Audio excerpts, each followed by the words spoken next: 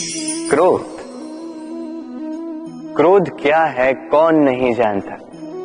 हर आयु, हर वर्ग, हर श्रेणी के व्यक्ति को क्रोध का अनुभव हो चुका है।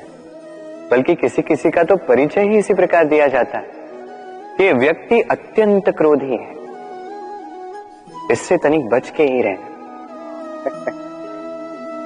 अब क्रोध क्या है हम सभी जानते हैं, किंतु ये क्रोध कर क्या सकता है ये बहुत कम लोग जानते हैं। क्रोध कुछ इस प्रकार है, किसी जलते हुए अंगारे को पकड़ना और किसी और की ओर फेंकना। अब इसके पीछे आपकी मंशा होती है सामने वाले को जलाने की, किंतु उससे पहले तो आपके स्वयं के हाथ जल जाते हैं। तो स्मरण रखिएगा, जब भी आप किसी और पर क्रोध करते हैं, सर्वप्रथम वो आपके विनाश का कारण बनता है। मैं कहता हूं जब इस संसार में करने के लिए प्रेम है तो क्रोध करना ही क्यों, प्रेम कीजिए, यही प्रेम सब में बांटिए और इसी प्रेम के साथ कहेंगे राधे राधे। भय, ये भय सदैव मनुष्य के साथ ही रहता है। कुछ खो देने का भय, जो पा लिया उसे खो देने का भय। अब जिसके हम निकट हैं उसके दूर चले जाने का भय, जो हमारा है हमसे छिन जाने का भय।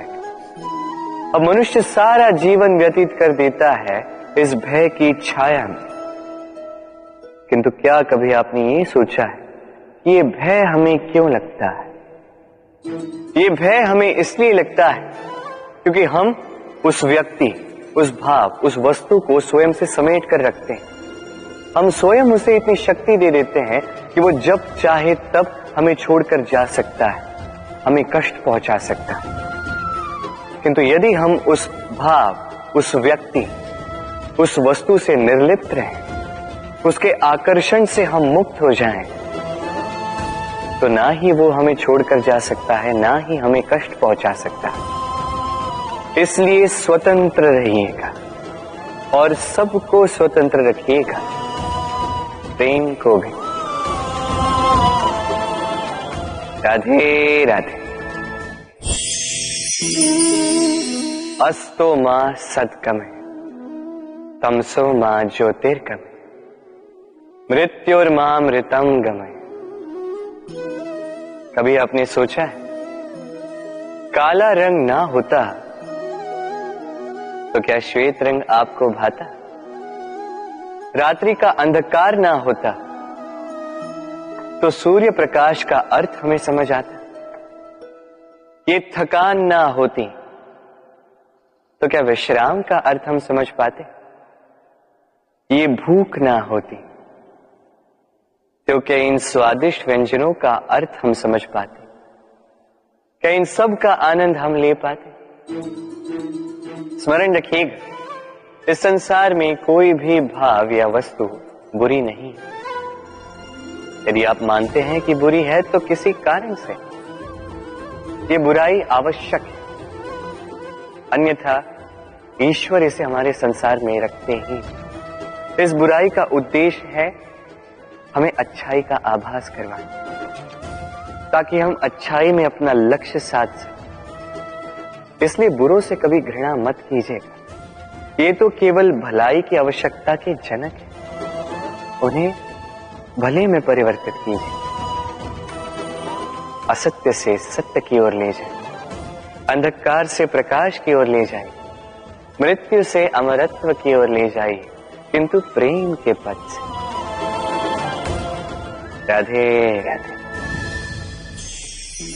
अक्सर हमारे पास एक बहाना होता है, एक खींच होती है कि संसार में हम करें तो क्या करें, जो हम करना चाहते हैं वो पहले ही कोई कर चुका है, हमारे पास तो कुछ करने के लिए ही नहीं है। यदि आपको उदाहरण दूं तो इन पूजा की थालियों को देखिए, पहले से ही सब कुछ सज्ज करके रख दिया गया है। अब ऐसे में हम सोचते हैं कि करना क्या शेष है, सब कुछ तो पहले ही हो चुका है। अब यहां पे समस्या कर्तव्य में नहीं, यहां समस्या हमारी सोच में। हम ये सोचने में समय व्यतीत करते हैं कि क्या हो चुका है। हमें ये सोचना चाहिए कि क्या करना अब भी शेष है जिसमें हम अपना योगदान दे सकते हैं।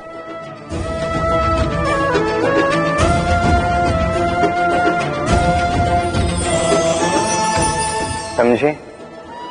संसार में ऐसा कोई कार्य नहीं जो पूरा हो। आप सदैव उसे आगे बढ़ाने के लिए प्रयास कर सकते हैं। आप उस कार्य को और श्रेष्ठ बना सकते हैं। बस आवश्यकता है तो सकारात्मकता की। राधे राधे।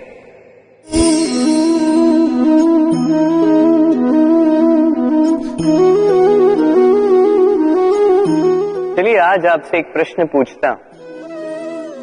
मनुष्य अंधकार से भयभीत रहता है, ऐसा क्यों? इसका उत्तर है कि इस अंधकार में मनुष्य कुछ देख नहीं पाता। न आगे देख पाता है न पीछे। आसपास क्या है समझ नहीं पाता। न अपनी राह देख पाता है न अपना लक्ष्य। इसके कारण अपना विश्वास खो देता है और इसी कारण से भयभीत हो जाता है। चलिए अब आपसे एक और प्रश्न करता। क्या इस संसार में इतना अंधकार है कि इस दिए का अस्तित्व ही मिटा दे? नहीं, उल्टा ये दिया अंधकार को चुनौती देता है। स्वयं जलकर संसार को प्रकाश देता है ये छोटा सा दिया। अब जब ये छोटा सा दिया अंधकार से भयभीत नहीं होता तो भला आप क्यों असफलता से भयभीत होते हैं? आपके भीतर एक अमर आत्मा है। बस आवश्यकता है तो उस आत्मा को जगाने की। अपने भीतर की इस ऊर्जा को जगाकर तो देखिए, सब कुछ दिखेगा। राधे राधे। विवाह प्रेम का लक्ष्य है, ये भ्रम है था। और इसीलिए मनुष्य सदैव ये भूल कर बैठता है। सोचता है कि विवाह ही प्रेम का लक्ष्य है। मनुष्य प्रेम को पाना ही प्रेम समझ लेता है। अब देखिए ना, इस संसार में कुछ ऐसे भी भाग्यशाली लोग हैं जिनका विवाह उनके प्रेम के साथ होता है। कुछ का प्रेम ऐसा भी जिन्हें विवश होकर ना चाहते हुए भी किसी और के गले में वरमाला डालनी पड़ती है। किंतु ये दोनों भूल कर बैठते हैं था। विवाह के पश्चात वो सोचते हैं कि हमें तो सब कुछ मिल गया, हमने तो प्रेम प्राप्त कर लिया, हमारा लक्ष्य पूर्ण हुआ। किंतु उसके पश्चात ये जो प्रेम है था कहीं ना कहीं खो जाता। और जिन्हें प्रेम ना मिला वो प्रेम ना मिल पाने की पीड़ा में प्रेम ही भूल जाते हैं। समर्पण, 100% निस्वार्थ समर्पण। वो समर्पण जो किसी मां के मन में अपने संतान के लिए होता है। क्योंकि ये प्रेम दाओ, ये प्रेम पाना नहीं है, ये प्रेम देना है। अपने आप को, अपने अस्तित्व को, अपनी आत्मा को समर्पित कर देना। ये प्रेम ना ही शारीरिक है ना ही भौतिक। ये प्रेम तो अपनी आत्मा का समर्पण है। ये विवाह एक संबंध अवश्य है और इसमें कुछ भी अनुचित नहीं। ये विवाह प्रेम से प्रतिबंधित नहीं है था। ये प्रेम कहीं ऊंचा है। अब यदि मैं आपको उदाहरण दूं तो क्या राधा के विवाह के पश्चात मैं उसके सुख की कामना करना छोड़ दूं? कैसे मैं प्रयास न करूं कि राधा जीवन में सदा सदा के लिए सुखी रहे? क्या मेरे मन में राधा के लिए प्रेम कम हुआ? कृष्ण का राधा के प्रति प्रेम कृष्ण में समाहित है ना।